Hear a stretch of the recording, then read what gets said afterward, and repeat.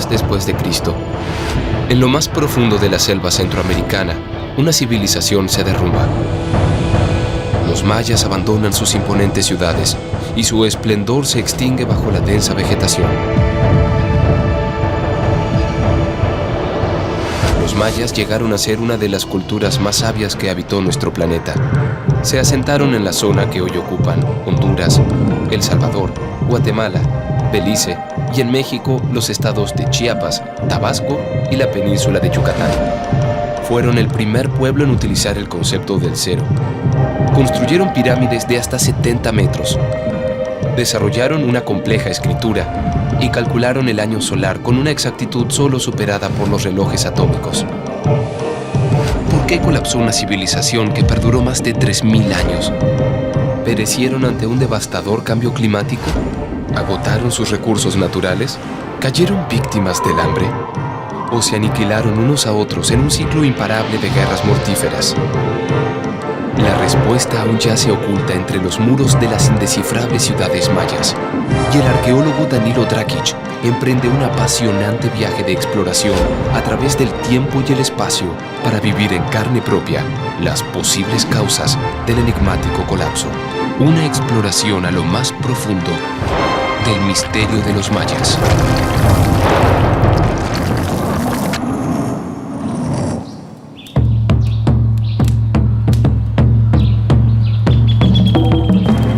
En la primera etapa de su exploración, Danilo conoció el esplendor de las ciudades mayas de la península de Yucatán. Es muy probable que la obsesión maya por levantar gigantescos templos y pirámides haya sido una de las causas de su misterioso colapso en ciudades como Cabá y Uxmal. El estuco que cubría sus edificios se fabrica con enormes cantidades de árboles y agua. Los mayas llegaron a dominar muy bien todo este proceso de producción de la cal y también de los morteros. La sobreexplotación de estos recursos tal vez permitieron el abandono de estas grandes ciudades prehispánicas. Mira cómo se deshace, mira cómo prácticamente se hace polvo. Para construir una pirámide, ¿cuánto calculas tú? Miles de árboles. Miles de árboles. Para los mayas la guerra era un ritual de muerte y renacimiento del cosmos, y las ciudades vivían en conflicto constante para consolidar el poderío divino de los ajaus, como Pacal el Grande, el legendario señor de Palenque. Esto que estamos haciendo es como descender al inframundo dentro de la cosmovisión de los mayas. Sí, este fue el camino que recorrió Pacal para llegar a su morada, que se encuentra en el Templo de las Inscripciones. Los grandes señores presentan siempre una lanza como un símbolo de poder. Esto es uno de los elementos que llevaron al colapso de las ciudades mayas en el periodo clásico. La misión de los ajaus era intermediar con los dioses para mantener activo el ciclo del agua. Para eso construían y para eso peleaban. En toda la región maya, la estación seca dura casi 6 meses y su mayor miedo era que las lluvias nunca retornaran. Tal vez lo que provocó el derrumbe de los mayas fue la sobreexplotación de la selva y el agotamiento de los suelos para alimentar a miles de habitantes. Una mínima falla en los ciclos de la naturaleza podría haberlos arrastrado al borde del abismo. Huachactún es uno de los sitios mayas más antiguos de la selva del Petén. Su arquitectura religiosa estaba íntimamente ligada a la agricultura.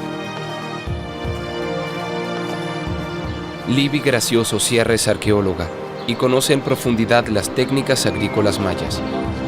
¿Cuál es la función principal de Huachactún? Bueno, entre muchas otras, cuenta con un observatorio astronómico, es decir, un complejo de conmemoración astronómica de solsticios y equinoccios. Estamos parados, como decir, en el centro del eje y durante el solsticio de verano y el de invierno, el sol sale justamente en eje con el templo central, en este caso, el equinoccio de primavera, con el que tienes al norte, y el equinoccio de otoño, en el que tienes al sur, como para observar en línea recta la salida del sol. ¿Por qué los mayas tenían tanta preocupación en el movimiento del sol? En general, todos los asentamientos mayas en el área que estamos son demasiado frágiles. Depende su agricultura del régimen de lluvias para que las cosechas sean exitosas. Entonces, el calendario solar lo que les permitía era predecir o por lo menos determinar cuándo venían las lluvias. Para los mayas antiguos, la salida del sol detrás del templo norte de Uaxactún era el inicio de la quema de la selva para preparar los terrenos de cultivo. La primera alineación anual del sol con el templo este marca la temporada de lluvias. Cuando el sol se alinea con el templo sur, comenzaba la temporada de cosechas, y la segunda salida del sol detrás del templo este era la señal del fin del ciclo agrícola y el comienzo de la temida estación seca. ¿Cómo es el sistema de cultivo de la cultura maya? Bueno, antes se creía, era una concepción errónea, que los mayas nada más conocían el sistema de tumba, roza y quema, lo que le llaman milpa. Consiste en tumbar toda la vegetación, prenderle fuego y posteriormente a eso limpias tu terreno, siembras las semillas y esperas la lluvia para que broten tus cultivos, pero necesitas grandes extensiones de terreno para producir muy poco. La técnica agrícola preferida por los campesinos de hoy día es la milpa. Si la milpa es tan destructiva, ¿por qué se sigue utilizando actualmente? Siguen empleando el mismo sistema porque no tienen alternativa. Si no tienes otras parcelas a las cuales mover tus cultivos para seguir teniendo la producción que necesitas para subsistir, no puedes esperar el tiempo prudencial para que el suelo se regenere y adquiera nutrientes de vuelta. La situación de las selvas del Petén hoy día es muy lamentable. No hay que olvidar que en el Petén la regeneración del suelo no es tan fácil y sobre todo si se deforesta la recuperación es mínima hasta que llega un tiempo en que los terrenos ya no son productivos. Si seguimos a este ritmo y a este paso sin hacer nada al respecto, para el 2020 posiblemente solo nos va a quedar del 2 al 16% de todas las selvas del Petén. Mira, aquí hay una milpa, si quieres párate.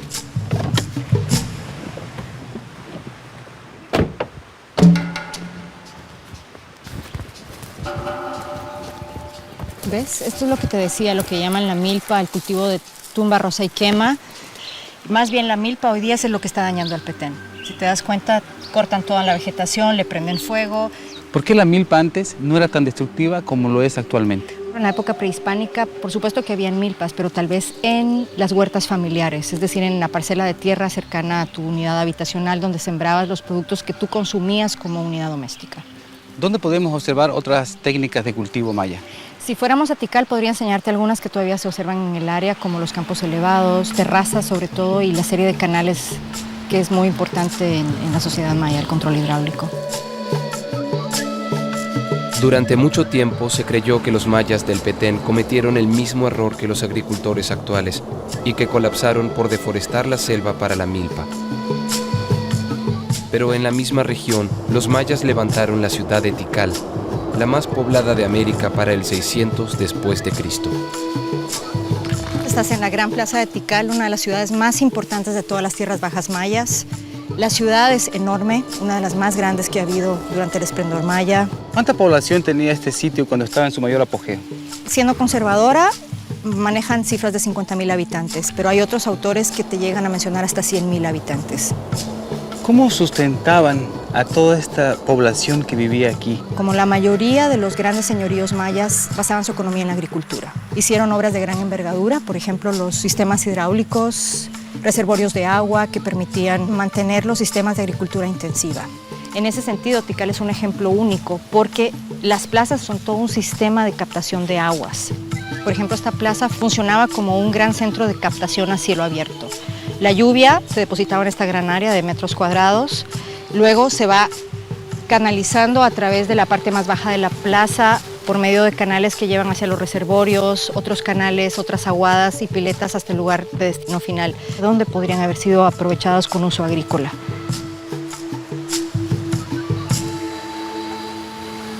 Para los arquitectos que diseñaron Tikal, la prioridad fue el control del agua de lluvia.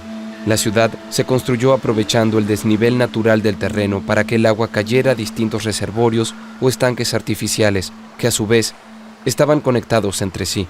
Todas las áreas se aseguraban el aprovisionamiento del líquido vital desde las viviendas comunes hasta el núcleo del poder, la Acrópolis Central.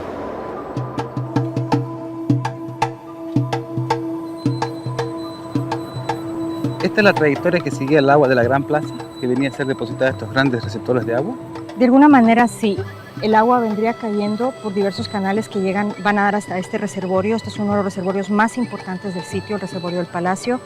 Donde estamos caminando ahorita, pensamos que es una construcción artificial, una especie de paso entre estos dos reservorios. Aquí tienes otro del otro lado, con una gran capacidad de metros cúbicos de agua y que en algún momento cuando el agua drenaba por la inclinación que tienen los reservorios entre uno y otro pasaba de un lado al otro a través de posibles esclusas y continuar hacia el este del sitio, hacia las partes más bajas.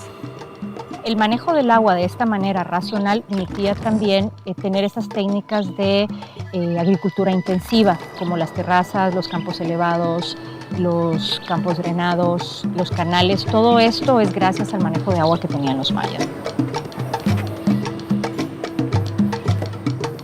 Esto sería un ejemplo de lo que posiblemente pudieron haber sido las terrazas agrícolas, ¿no? En las pendientes, modificando el terreno, haciendo planos inclinados en forma de talud. Toda la pendiente está de alguna forma terraceada a manera de escalera que evitaría la erosión. Los campos sembrados estaban dentro de los límites de las ciudades mayas. En Tikal existen ejemplos de la variedad de formas de cultivo ya perdidas, como las terrazas agrícolas artificiales que evitan la erosión y optimizan el riego, los camellones o campos elevados que facilitan el drenaje del agua entre la tierra sembrada, y los bajos o pantanos, terrenos fértiles y cultivables durante todo el año. ¿Las sequías podrían ser una causa del colapso? ¿Tendría un gran impacto en lo que es la producción alimenticia? Por supuesto, cualquier cosa que altere el régimen de lluvias constante sería hasta una tragedia. Sabemos por el registro de polen que hay momentos en que las especies cultivables o cultivadas bajan. La agricultura no se estaba llevando a cabo como de costumbre. Se habla de deforestación también y por supuesto las sequías, que puede ser uno de los factores que incidieron en el abandono de las grandes ciudades. Los mayas de alguna forma enfrentaron muchos de estos problemas muchas veces. Entonces, ¿qué podemos aprender? Respeto por la naturaleza, cuidar nuestros recursos, no explotando el suelo de una manera desmedida, tratando a la naturaleza como se debe, como un ente vivo.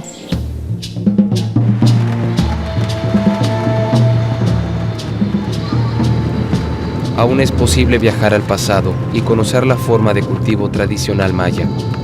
En las tierras bajas del Petén guatemalteco, los mayas quechíes de la comunidad San Lucas son uno de los últimos grupos que mantienen el método original de la milpa. La arqueóloga Rosa María Chan y el ambientalista Rolman Hernández estudian el conocimiento agrícola de la comunidad para difundirlo en otros pueblos de la región. Me han dicho que en esta comunidad están tratando de rescatar la tradición de cultivo de los antiguos mayas. Cabalmente estamos empezando una ceremonia con el Consejo de Ancianos, que es la ceremonia del Mayajac, que ellos le llaman, es la ceremonia del maíz. Solo que habría que solicitarle permiso a los ancianos para ver si es posible que te dejen participar en ella. Si quieres, nos acompañas y hablamos con ellos. Buenas tardes, Andrés, ¿cómo está? un amigo. Mi nombre es Danilo. Sí, ¿de dónde viene? Yo vengo del norte de México y quería ver si me podían dar permiso para participar con ustedes en la ceremonia de la milpa. Usted sabe que hay una junta de ancianos, son los encargados de decirle si te pueden permitir a ese acto. Yo te puedo presentar ante ellos y ahí ellos tomarán la decisión. A ver qué ¿Cómo no? Sí, gracias. Sí, le reconozco a Danilo. Sin el permiso del Consejo de Ancianos, es imposible que una persona ajena a la comunidad participe del Mayajac, ceremonia clave para entender el conocimiento agrícola maya.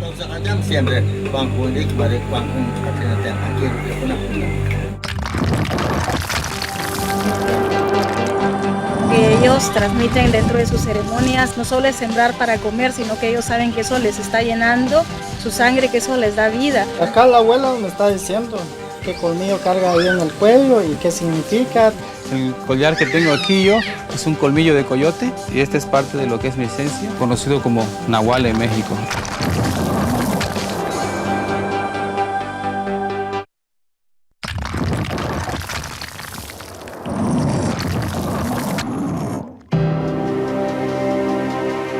Para los mayas del clásico, trabajar la tierra era un ritual sagrado. Aprovecharon al máximo los recursos de la selva y en metrópolis como Tikal lograron alimentar a más de 100,000 habitantes. Hoy la selva del Petén está deforestada y en peligro de extinción. Solo unos pocos respetan el conocimiento ancestral de la milpa, como los mayas quechíes de la comunidad San Lucas. Pero para alguien ajeno a su cultura, es muy difícil participar de los rituales agrícolas tradicionales.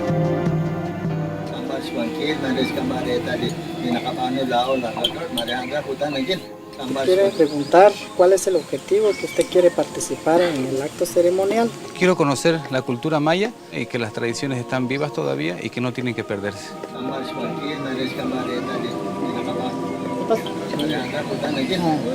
Está bien, eso es lo que nosotros queríamos saber. Si gustas, podrías retirar y ahí te podemos convocar al momento que ya está la conclusión de acá, la respuesta de su presencia. Claro que sí. Bueno, nos retiramos, acompañamos a Danilo. Y en eso. En las comunidades mayas son los ancianos quienes toman las decisiones. Ellos son los portadores de los saberes intangibles de su cultura, como las técnicas de agricultura ancestrales, que, a diferencia de las actuales, explotan la tierra sin agotarla. Esta es la milpa tradicional maya. ¿Qué diferencia existe entre este sistema de cultivo con el que se está utilizando actualmente? Principalmente en los vínculos que tiene la relación entre la actividad productiva con el respeto a la naturaleza. No hace un uso excesivo de agroquímicos que traen otros problemas colaterales como la contaminación de los cuerpos de agua, la fertilidad del suelo se pierde, pasan a ser unos suelos dependientes de tanto de fertilizantes sintéticos como de pesticidas para el combate a las plagas, básicamente bajo un manejo mucho más natural, mucho más orgánico. Y más integrado, porque saben que esto les va a alimentar y para ellos el maíz es algo sagrado que no solo produce alimentos, sino fortalece también su espíritu y su vínculo con el cosmos, ¿no? ¿Cuáles son los pasos a seguir para realizar este sistema de cultivo? Primero es seleccionar el área. En Petén realmente los suelos tienen un problema, son de una capa muy delgada de suelo cultivable. Entonces ellos buscan aquellos suelos que son un poco más profundos, que tienen ciertas características, como por ejemplo lo arenoso del suelo, permite realmente que el cultivo sea mucho más favorable. Cuando está delimitada esa área, pues hacen el proceso de tumba. Luego de que se tumba, se quema ese guamil, entonces se espera que inicie el ciclo de la lluvia. Cuando inicia el ciclo de la lluvia, entonces se hace la siembra. Al sembrar el maíz en la milpa, se sobreexplota el recurso porque el maíz utiliza el nitrógeno de la tierra. Lo que hace es sembrar el frijol para nutrirlo nuevamente y poder continuar en otra producción, en otro ciclo de milpa. O sea que es un sistema cíclico de deforestación, de degradación, pero a la vez después lo alimentan. Caso contrario a los occidentales, que solo absorben los nutrientes de la tierra, deforestan, pero ya no hay un ciclo que los lleve a conservar. La milpa es un sistema de rotación de cultivos de 4 años de duración. Cada familia cuenta con 4 parcelas que producen de manera alternada. Primero, se quema la selva para limpiar el terreno y enriquecer la tierra con nutrientes. Luego, se inicia el ciclo de cultivo de 2 años que comienza con maíz y culmina con frijol. Finalmente, se deja crecer la selva otros 2 años para que el suelo se regenere y vuelva a ser productivo. ¿Cómo se transmite estos conocimientos a las nuevas generaciones? Yo diría, no es tan sencillo porque no te lo enseñan en ninguna escuela, no te lo enseñan en un día ni en ninguna universidad. Ellos transmiten dentro de sus ceremonias, no solo es sembrar para comer, sino que ellos saben que eso les está llenando su sangre, que eso les da vida. El saber agrícola entre los mayas se transmite de generación en generación a través de rituales como el mayajac. Participar en la ceremonia es una oportunidad para comprender los elementos principales de la agricultura maya milenaria. Andrés, ¿ya volvimos? Ya volvimos. Pendientes de la respuesta. ¿Sí puede pasar? El Consejo de Ancianos exige ciertas respuestas antes de dar su veredicto. Y acá la abuela me está diciendo qué colmillo carga ahí en el cuello y qué significa. El collar que tengo aquí yo es un colmillo de coyote en el desierto de Baja California, en un coyote el cual ya estaba muerto. Yo me acerqué a él y le pedí si me podía dar uno de sus colmillos para guardarlo como un amuleto. Y esta es parte de lo que es mi esencia, en lo que es conocido como Nahual en México. Es la parte de mi alma, como si fuera coyote.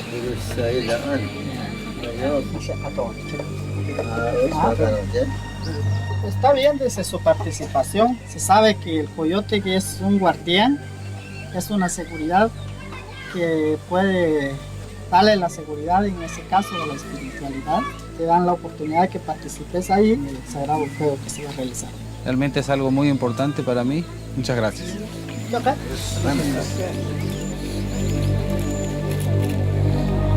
Según el Popol Vuh, el mito de la creación maya, las semillas de maíz son la materia prima con la que los dioses crearon al hombre. Hermanos, podemos hincar y viendo hasta donde sale el sol, dice la abuela.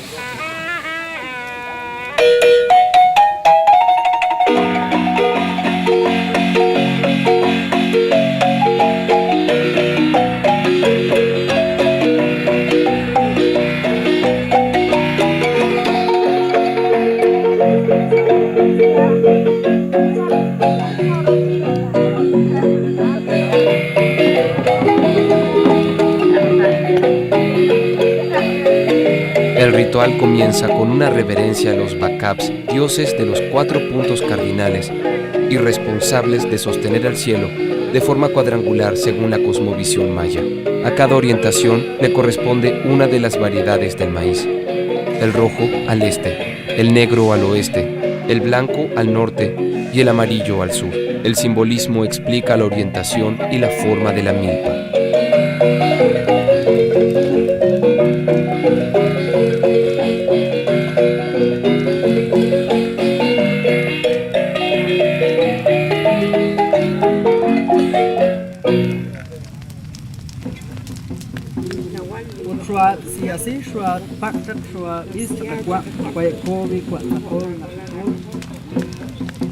El culto al fuego sagrado representa la renovación del ciclo agrícola y alerta sobre el cuidado con el que se debe realizar la quema de las parcelas.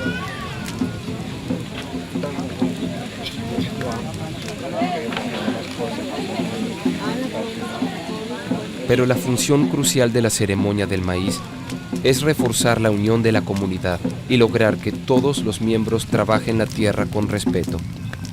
Aún hoy, este rito transmite de manera eficaz el antiquísimo saber agrícola de los mayas. Hice una petición para que todos ustedes estén bien y que nunca pierdan su tradición y sus costumbres. Muchas gracias por dejarme participar.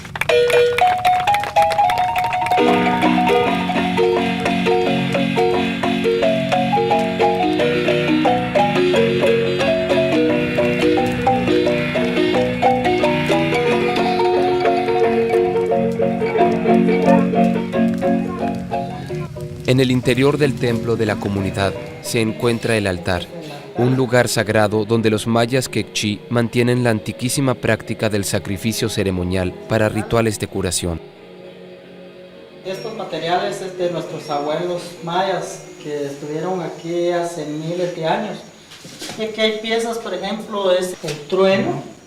Todas estas piezas se han recolectado de esta zona y estos son muy sagrados.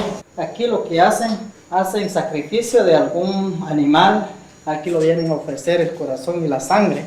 Lo revuelve con la semilla de maíz, si es maíz o al otro semilla. Aquí no está, por ejemplo, aislado del sacrificio de algún animal con la agricultura. Igualmente con la salud. En el caso de la salud, tiene que ofrendar la sangre conjuntamente con el cacao. Es la curación de semilla maya. Al mismo tiempo se trata con medicinas o naturales que se encuentran alrededor de nosotros. ¿Qué tipo de enfermedades son las que les da más comúnmente? Actualmente lo que se está viendo acá son las fiebres que hicimos aquí y el diarrea, el vómito en caso de la niña, menores de edad, digamos. ¿No está relacionado a esas enfermedades con la quema, la destrucción de los bosques? Ese oxígeno que respiramos está muy contaminado, el agua y la aplicación de muchos químicos. De ahí vienen las enfermedades. Las enfermedades, ¿no?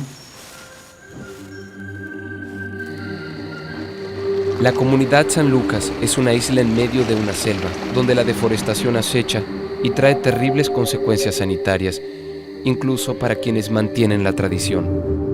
En Guatemala, el pueblo maya sufre el azote de enfermedades endémicas como el dengue, la malaria y la fiebre amarilla. Su principal medicina es la misma que practicaban sus antepasados. ¿Qué tan eficaz es este sistema de salud tradicional? A pocos kilómetros del pueblo de Tecpan se encuentra Iximché, una de las últimas grandes ciudades mayas.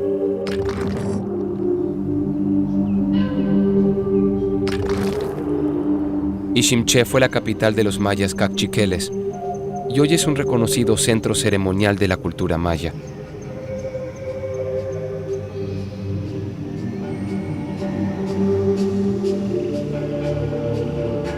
Entre los vestigios de sus templos y palacios, aún crecen plantas con propiedades sanadoras para quienes saben reconocerlas. Mateos chivetat, Mateos chiveri ojun kakirchikame, maga copa y lugar papa Iximché, kachirkuishwachlev. En 1524, cuando los invasores españoles llegaron a la región, la medicina natural maya nada pudo hacer contra enfermedades hasta entonces desconocidas que diezmaron a la población de Iximché. Tal vez, 5 siglos antes, los mayas del período clásico también sufrieron el castigo de epidemias masivas que no pudieron vencer y que causaron el misterioso colapso del siglo X.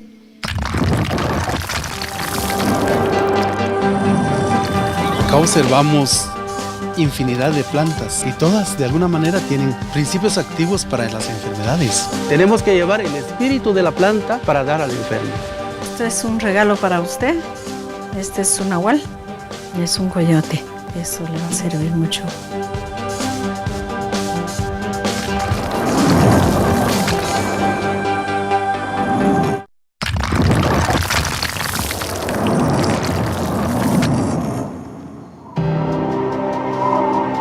La civilización maya del período clásico adaptó sus técnicas agrícolas para producir suficiente comida en un medio ambiente frágil y sin lluvias durante 6 meses al año. Pero una cruel y larga sequía habría debilitado su producción de alimentos con graves consecuencias para la salud de la población. La medicina natural maya habría tenido que combatir contra epidemias masivas a las que tal vez no pudo vencer. En Guatemala todavía se conservan las terapias tradicionales mayas y Francisco Teleguario es un técnico en salud comunitaria, experto en plantas medicinales. Mi nombre es Danilo. La medicina maya tenía las propiedades para afrontar enfermedades tan severas como son la malaria, dengue, infecciones fuertes estomacales. Ha habido la necesidad de buscar entre la naturaleza plantas que combatan esas enfermedades. El dengue viene con hemorragias, vienen sangrando y sí han encontrado las plantas. Tenemos en la costa, por ejemplo, 3 puntas. Van y traen, hay un intercambio de plantas. Y los mayas vivieron largo tiempo, llegaron 90, 100 años. Ahora, la vida promedia de nosotros, 60 años. La enfermedad no fue la causa de este gran colapso. Pues es difícil de creer, porque ellos vivían en equilibrio, en armonía, en una naturaleza que nos ofrece de todo, alimentos, plantas para controlar plagas. La medicina occidental va directamente a matar el causante de la enfermedad. Pero los mayas miraban algo más. Para mis abuelos muchas veces el que cura no es la planta, es el elemental. Tenemos que llevar el espíritu de la planta para dar al enfermo. Acá observamos infinidad de plantas y todas de alguna manera tienen principios activos para las enfermedades. Mire esta. Es la ruda, siente el olor. Esta es la planta para los sustos. Son alteraciones del sistema nervioso.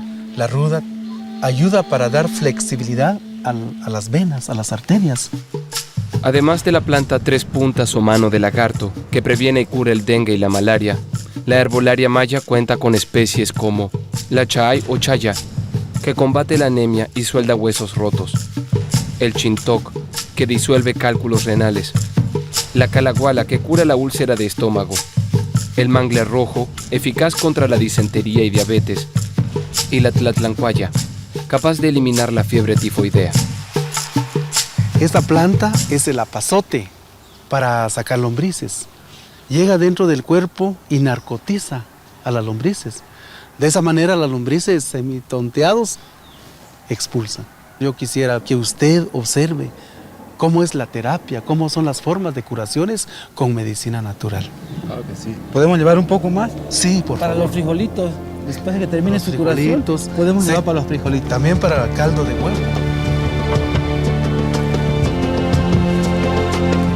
En las pequeñas aldeas diseminadas por las montañas del sur de Guatemala, las comadronas son una pieza fundamental del sistema de salud tradicional maya y muchas veces la única opción que existe para tratar urgencias y partos. ¿Cómo se llama la señora donde vamos ahorita? Doña Amalia Vázquez es una comadrona que tiene muchos años de experiencia.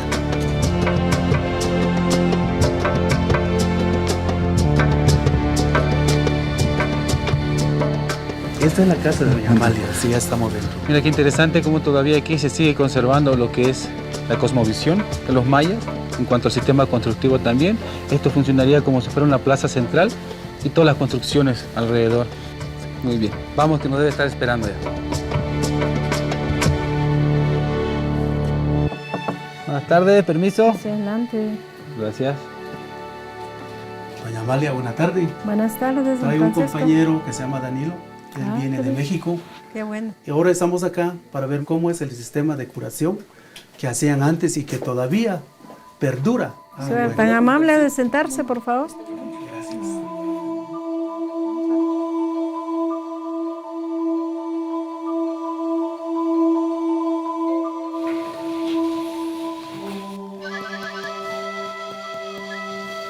Ella tiene lombrices, se desborotaron las lombrices. Me hizo favor de traer mis plantas, don Francisco. ¿Cuál planta necesita ahora? Necesito la hierbabuena, La hierbabuena. apazote. Eso lo hacen un tecito. Sí, un tecito. Ajá. El apazote, que es una planta muy tóxica. En este caso ya sabe la medida, entonces Ya. por la experiencia que tiene. Primero lo pone a cocer este ajo machucado. Entonces le da de tomar a cada ratos. Eso, con eso se le va a parar la diarrea y se va a parar fiebre también. Muchísimas gracias. Vaya Nos pues, vemos con usted mañana. vaya, está bueno, aquí la espero mañana. ¿Cuántas comadronas todavía quedan en la zona, Francisco? Del 100% de nacimiento, el 58% es recibido por una comadrona. No cualquiera puede ser comadrona. La medicina tradicional maya es holística. Toma en cuenta lo que es cuerpo, lo que es alma. Cuando vinieron los españoles, quisieron acabar con los conocimientos de los abuelos, quemaron nuestros documentos, nuestros códices, pero muchos sacerdotes mayas, terapeutas mayas, lograron preservar nuestra medicina natural. Existen evidencias del avanzado conocimiento de los cirujanos mayas. En tumbas reales de ciudades como Tikal, Río Azul y Calakmul, se hallaron cráneos abiertos por trepanación, compleja técnica quirúrgica utilizada para operaciones de cabeza.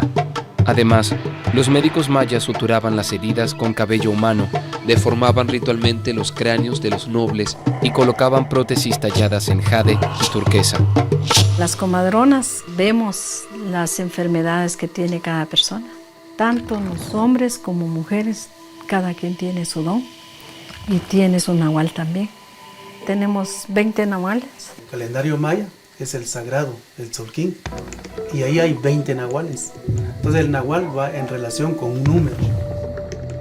Los mayas conocían el don o nahual de una persona por el día de su nacimiento según el Tzolk'in, uno de sus 3 calendarios principales. El Tzolk'in, reflejo del ciclo lunar, era de uso ritual y ceremonial. Dura 260 días y está dividido en 13 meses de 20 días. Junto al calendario solar Jav de 365 días, el Tzolk'in integra la llamada rueda calendárica, en la que un mismo día se repite recién cada 52 años. Tenemos que ver cuál es el nahual y cuál es el número. Y eso me indica a qué me voy a dedicar, qué don traigo. Muchas personas que traen ese don y no lo ejecutan, tienen problemas. Hasta que buscan a través de un ajij, de un sacerdote maya, les dice cuál es el don que trae.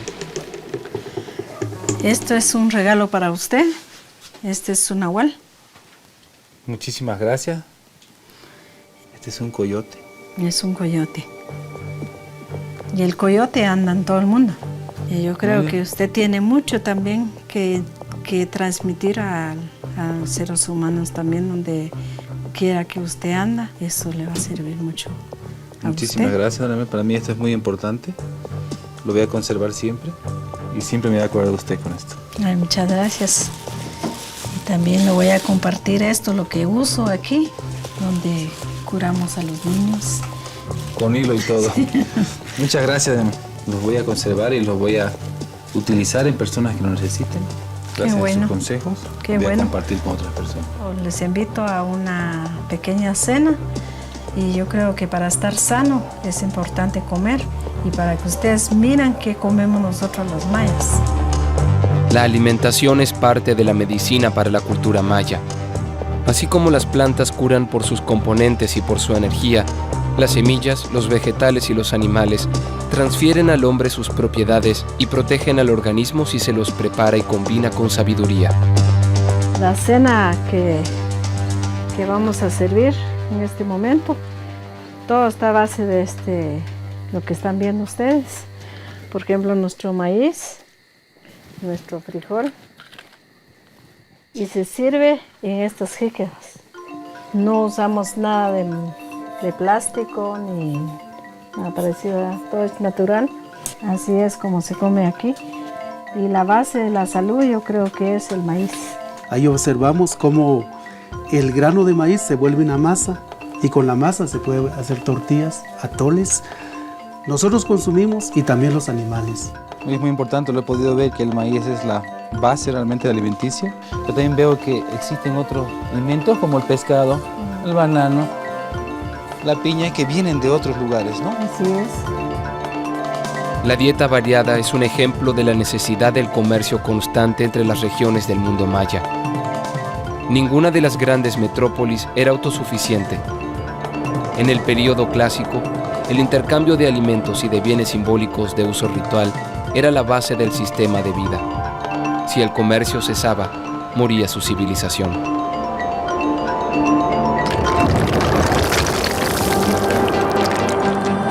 ¿Dónde va, señor? Voy a San Francisco. ¿Por qué no me presta su mecapal y yo le presto mi mochila? Así es, ¿no?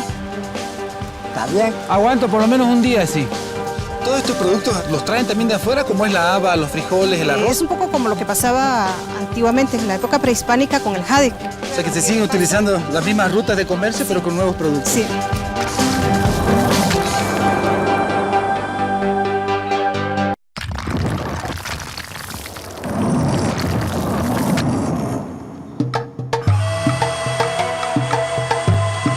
Las ciudades mayas del siglo X fueron capaces de alimentar a cientos de miles de habitantes y sus conocimientos medicinales resistían con éxito a enfermedades y epidemias. Pero ninguna región era autosuficiente. Productos de consumo masivo y de uso ritual recorrían el mundo maya a través de una aceitada red de comercio, y al mismo tiempo circulaban creencias y principios culturales comunes. La interrupción del flujo comercial pudo haber provocado una crisis política y económica sin retorno. La arqueóloga Raquel Macario investiga la primera forma de intercambio entre los mayas, el comercio terrestre en el altiplano guatemalteco. ¿Estos senderos son prehispánicos? Sí, son los senderos formales o semiformales que usaban los comerciantes para transportar su mercadería a los mercados regionales. Sin el comercio, probablemente no hubiera existido esa red de relaciones a nivel social, político de las diferentes entidades del área maya. En las escarpadas montañas del sur de Guatemala, el pueblo maya sigue utilizando las mismas brechas, los mismos senderos que sus antepasados construyeron hace más de 3000 años. Buenas tardes. Señor, buenas tardes. Buenas tardes. ¿Cómo está? Bien, gracias. ¿A dónde va, señor? Voy a San Francisco. ¿Qué está vendiendo? Unos trastes. ¿Y en lo que lo está llevando esto, cómo se llama? Capal. ¿Esa es la misma forma como utilizaban los antiguos mayas para transportarse? Pues sí, ese es el que están usando. Sí, este es el mecapal, el fardo más la soga y la cajita. ¿Por qué no me presta su mecapal y yo le presto mi mochila? No, está bueno, sí. ¿Sí? A ver. Por favor. Claro que Vamos sí. allá. Vamos a... Vamos a hacerlo. Muy bien. Me lo agarras tantito. Bueno. A ver, vamos a ver si... Así es, ¿no? Sí. ¿Está bien? Aguanto por lo menos un día así. Te ayuda a hacer fuerza con el cuello un poco y no estar cargando todo el tiempo aquí. Sí, mantienes el equilibrio del peso. Al utilizar el mecapal, los comerciantes podían transportar gran cantidad de productos. Ciertos estudios antropológicos han demostrado que los comerciantes comenzaban a tener variaciones o modificaciones en la columna cervical.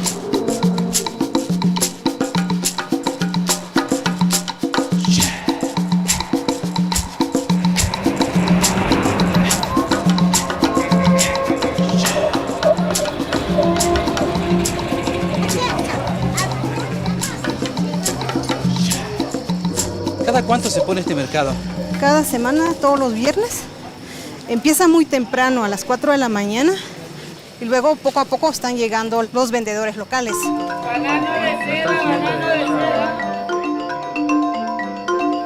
¿Aquí está bueno? A ver, aquí me lo hagas quitar el sombrero. Ay.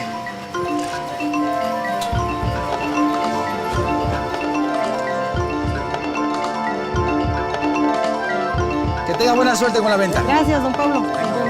¿Qué vamos a encontrar aquí, Raquel? Mira, aquí encontramos toda la producción local del altiplano. Del otro lado, las montañas traen mucha fruta de la Boca Costa. Y del litoral, de las playas, ya traen todo lo que es el marisco, sobre todo pescado seco y camarón. ¿De dónde traen este pescado? Livingston es la costa caribeña de Guatemala. Ah, la costa de Guatemala. En Izabal, en el departamento de Izabal. Vamos a comprar un poquito de pescado para llevarlo. Debe media libra, por favor. En la sociedad maya prehispánica, el comerciante adquirió un estatus mucho más importante y reconocido en la élite, ya que comprendían la importancia del conocimiento de otras regiones culturales, las normas de conducta, los idiomas de diferentes sociedades. ¿Sabes que la cal es muy importante y era muy importante en la dieta maya? Al cocinar el maíz se cuece precisamente con un poco de cal para quitarle la película que cubre el maíz y de esa manera acelerar el cocimiento y además aporta ciertos nutrientes. ¿De dónde la traen esta cal? ¿La traen lejos de aquí? Sí. ¿Sí? Sí.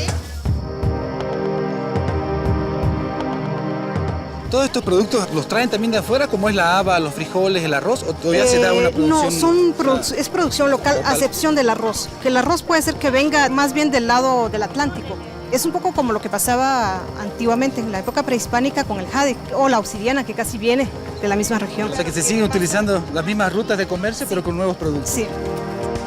Si vemos el mercado de San Francisco el Alto, como es actualmente, podríamos imaginarnos un mercado en la época prehispánica, es decir, con productos completamente exóticos como el jade, como la obsidiana, que precisamente solo de esas regiones podrían adquirirse esta materia prima.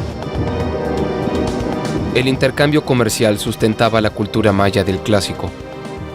Del Valle del Motagua provenía el valioso jade, del altiplano guatemalteco la obsidiana, las plumas de quetzal de los bosques nubosos del sur, el cacao de Tabasco, el pedernal de la zona Pú, la sal y el algodón de la península de Yucatán y pescados y conchas de la costa de Quintana Roo.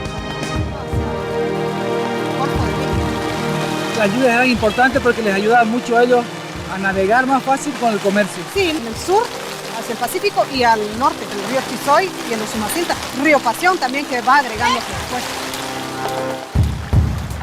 El agua que desciende del altiplano guatemalteco es la fuente de los principales ríos de la selva del Petén. Las estratégicas vías de comercio que conectaron a las ciudades mayas del clásico y también una probable causa de su desaparición.